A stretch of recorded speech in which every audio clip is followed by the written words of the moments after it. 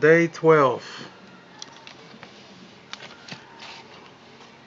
Day 12. 12. 12. Genesis 29 and 30. Subtitle: Jacob and Panda Aram. Jacob meets Rachel and Laban. Then Jacob hurried on, finally arriving in the land of the east. He saw a well in the distance. 3 flocks of sheep and goats lay in an open field beside it, waiting to be watered. But a heavy stone covered the mouth of the well. It was the custom there to wait for all the flocks to arrive before removing the stone and watering the animals. Afterward, the stone would be placed back over the mouth of the well. Jacob went over to the shepherds and asked, "Where are you from, my friends?" "We are from Haran," they answered. "Do you know a man there named Laban, the grandson of Nahor?" he asked. "Yes, we do," they replied. "Is he doing well?" Jacob asked. "Yes, he's well," they answered. "Look, here comes his daughter Rachel with the flock now." Jacob said, "Look, it's still broad daylight, too early to round up the animals. Why don't you water the sheep and goats so they can get back to pasture?" "We can't water animals until all the flocks have arrived," they replied. Then the shepherds moved the stone from the mouth of the well, and we watered all the sheep and goats. Jacob was still talking with them when Rachel arrived with her father's flock, for she was a shepherd. And because Rachel was his cousin, the daughter of Laban, his mother's brother, and because the sheep and goats belonged to his uncle Laban, Jacob went over to the well and moved the stone from its mouth and watered his uncle's flock. Then Jacob kissed Rachel, and he wept aloud. He explained to Rachel that he was her cousin at her father's side, the son of her aunt Rebekah. So Rachel quickly ran and told her father Laban. As soon as Laban heard that his nephew Jacob has arrived, he ran out to meet him. He embraced and kissed him and brought him home. When Jacob had told him his story, Laban exclaimed, "You really are my own flesh and blood." Subtitle: Jacob marries Leah and Rachel. After Jacob had stayed with Laban for about a month, Laban said to him, "You shouldn't work for me without pay just because we are relatives. Tell me how much your wages should be." Now Laban had 2 daughters. The older daughter was named Leah, and the younger one was Rachel.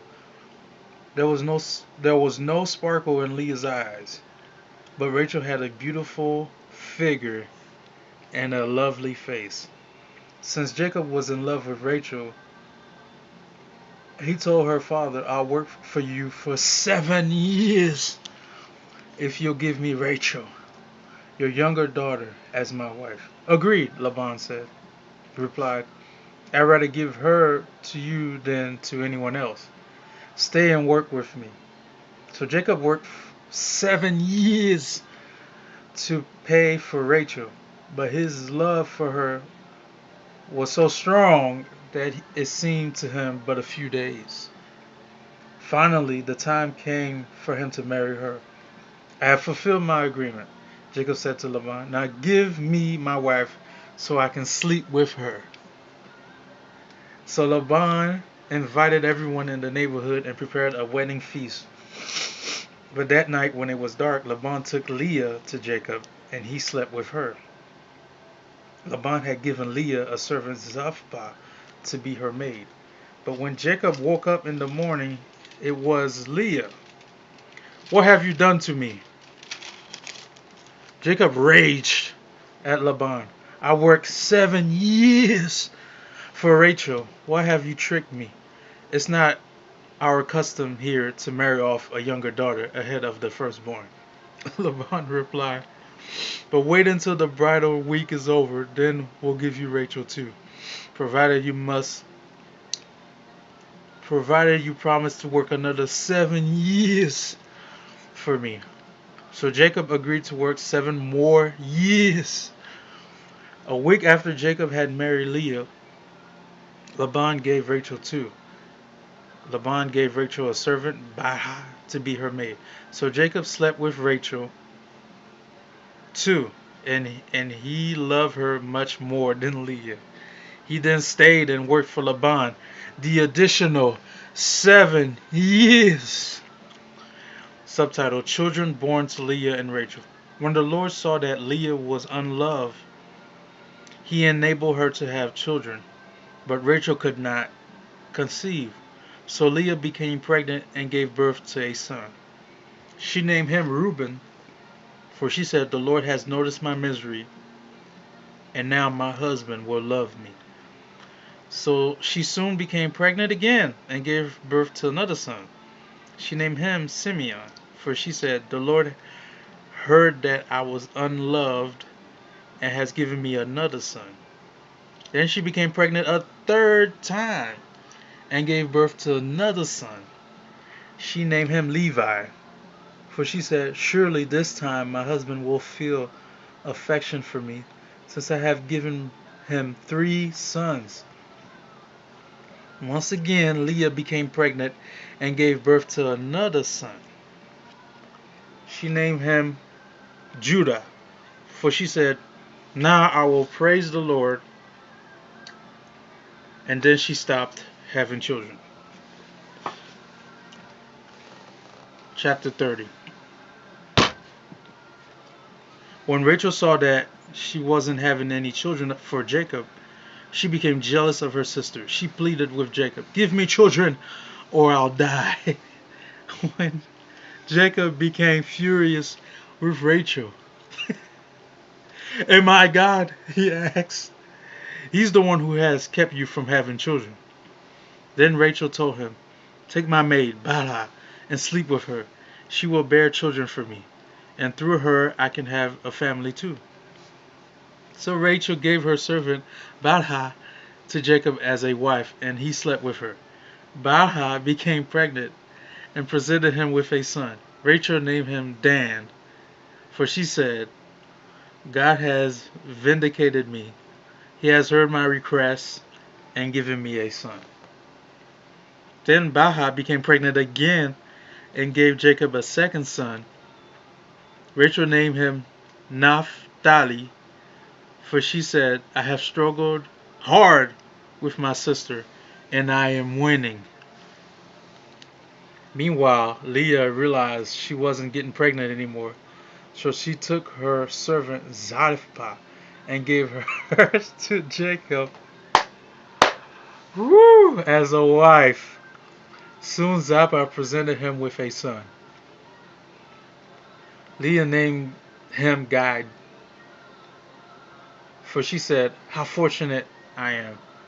Then Zilpah gave Jacob a second son, and Leah named him Asher, for she said, "What joy is mine! Now the other woman will celebrate with me." One day during the wheat harvest, Reuben found some mandrakes growing in a field and brought them to his mother Leah. Rachel begged Leah, "Please give me some of your son's mandrakes." But Leah angrily replied, "Wasn't it enough that you stole my husband? Now you will steal my son's mandrakes too?" Rachel answered, "I will let Jacob sleep with you tonight if you give me some of the mandrakes."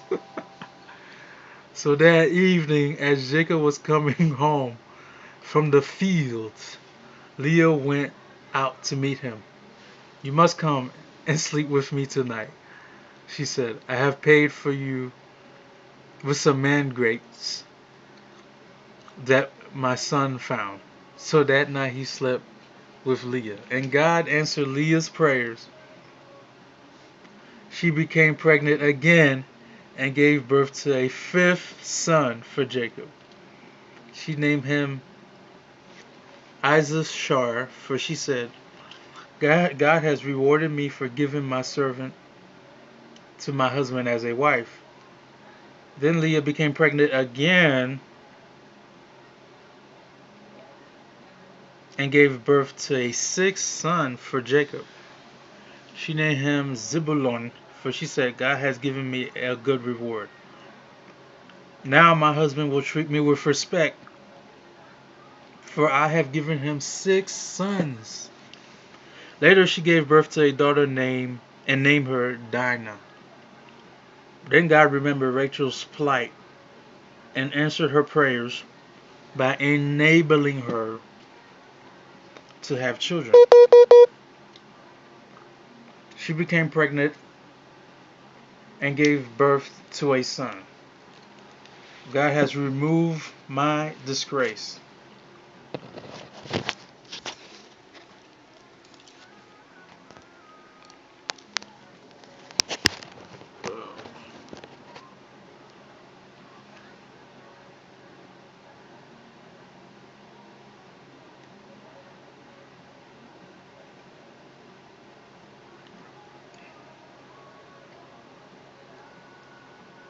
She said, and she named him Joseph.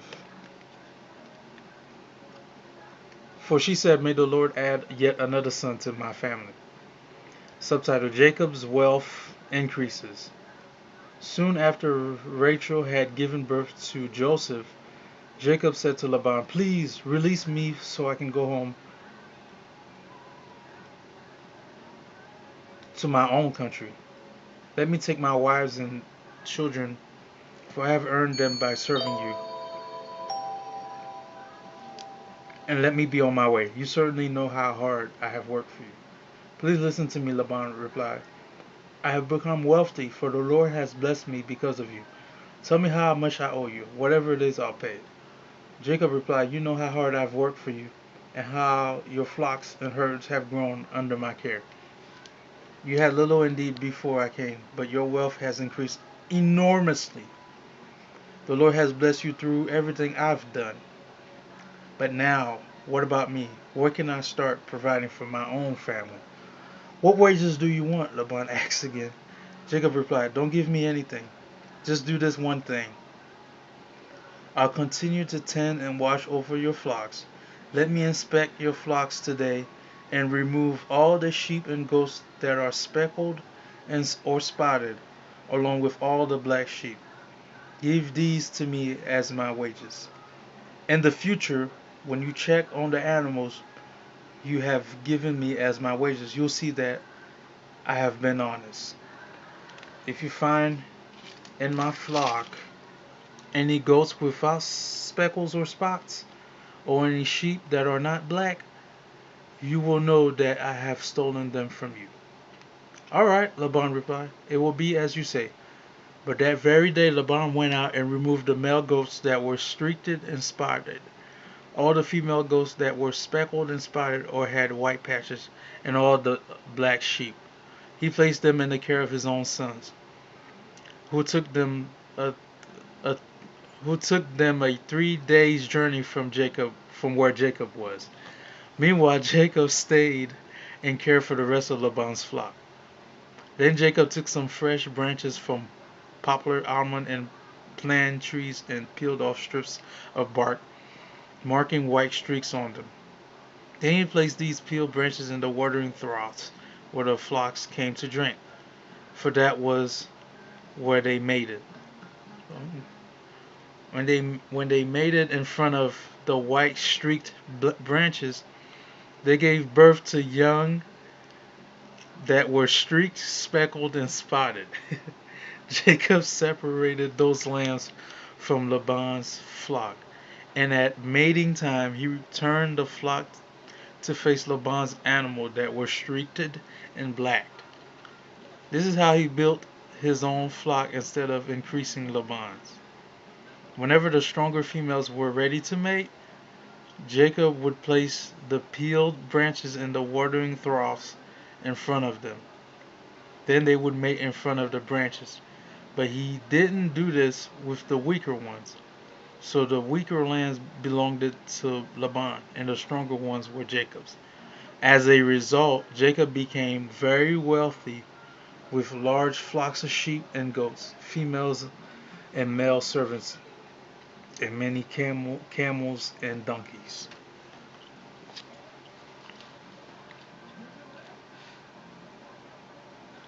Matthew chapter 10,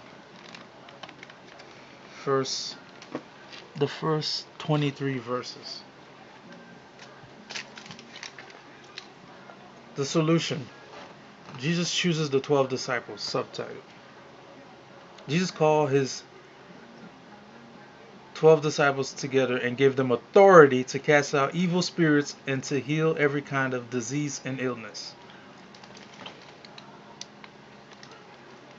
First, Simon, also called Peter, then Andrew, Peter's brother, James, son of Zebedee, John, James' brother, Philip, Bartholomew, Thomas, Matthew, the tax collector, James, son of Alphaeus, Thaddeus, Simeon the Zealot, Judas Iscariot, who later betrayed him.